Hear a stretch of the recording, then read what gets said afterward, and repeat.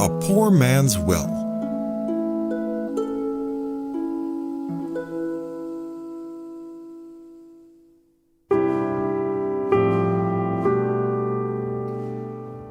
I've been a lawyer for about 30 years and have of course handled many wills.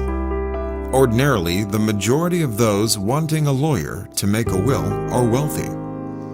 But once I handled the case of a priest who wanted to write a will but didn't have many possessions. This was something from 20 years ago. A young priest from the countryside in Nantou County had written me saying that they had an old priest who was seriously ill and who wanted a lawyer to witness his will.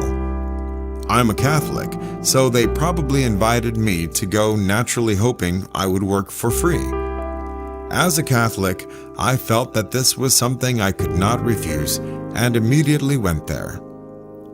Although the old priest was quite sick, he was not willing to go to the hospital and was living at the church.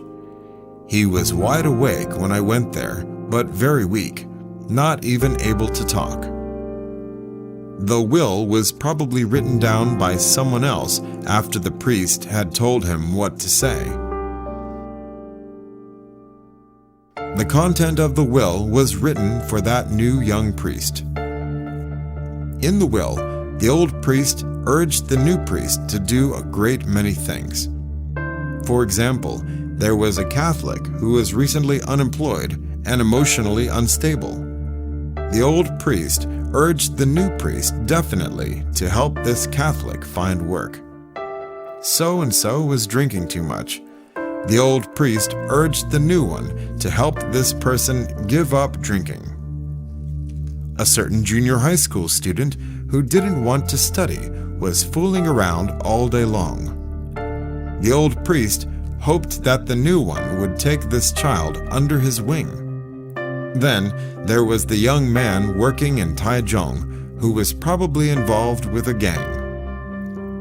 The old priest asked the new priest to make sure that this young man would not go astray. I remember that there were probably 7 cases that the old priest emphatically urged the new priest to take care of for sure and with much seriousness. The last sentence in the will was, "I leave all my possessions to Father Zhang." Father Zhang is the name of the newly arrived young priest. I read over the will and asked the old priest if he had really written this. He could only nod his head since he was already not able to write.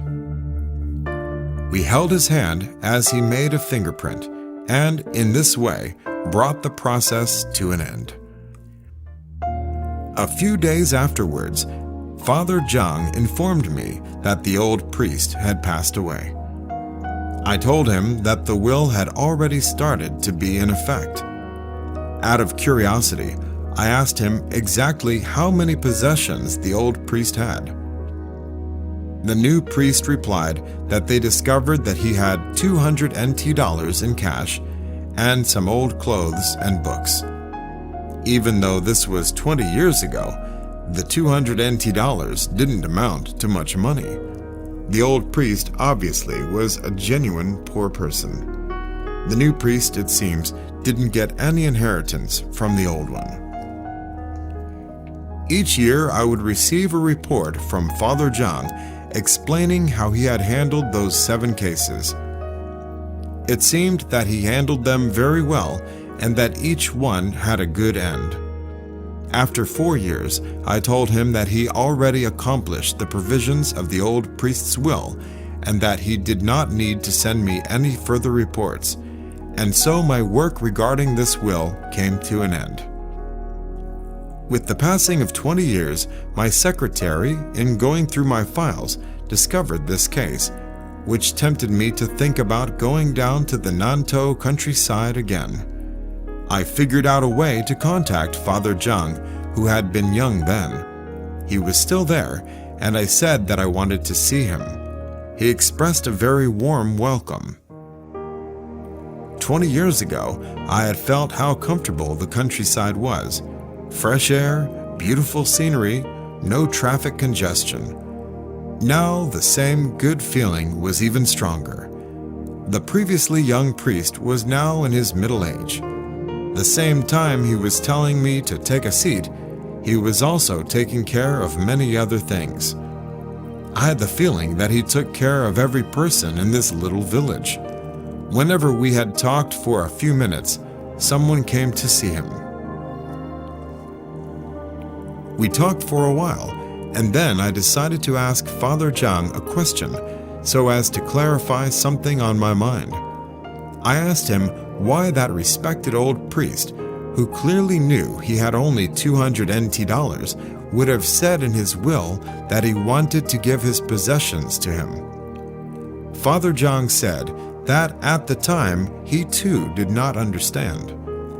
He thought the old priest might have just been confused, but after a few years, he at last understood. He said that at that time he had just returned from the United States with an MA degree. He had graduated from a famous American university, and his degree was in biochemistry. Originally, he had thought that he would be assigned to work at a university as a student counselor. He had not thought that he would be sent to the countryside up in the mountains. He said that the parishioners here had not the least interest in his learning. Because of this, he was not at peace and was a bit disappointed. Nonetheless, he obediently carried out the will of the old priest. Once he started, he threw himself heart and soul into the work of looking after the villagers. He soon realized that a great many people needed his help. All day long he was helping them. Then, one day, he suddenly discovered that he had something that was very special, peace in his heart. He further understood that if he had not loved others, he would not have been able to have this peace. At that time, the old priest had ordered him to love others so that he could get his inheritance, which was nothing but peace in the heart. It was not something that could be gotten for free. One had to have the heart to love others before this peace could be had. The intention of the old priest was, "Young priest, if you could really love people, you could get peace of mind." Father Zhang told me that he was still in contact with his old classmates and friends. They all often came to see him. When he compared himself with them, indeed looked as if he had nothing. But the peace he experienced was something that they did not enjoy. We Catholics all think of getting peace, but those who really have peace are very few. Why? It must be because we have not grasped the secret. We need to know that peace is not something gotten for free. If we don't love others, we cannot enjoy this precious gift. When I was driving back to Taipei, I decided to preserve very carefully that will, because it was about an incomparably immense possession. Most importantly, the one who had written the will had nothing when he died. He was truly a poor person.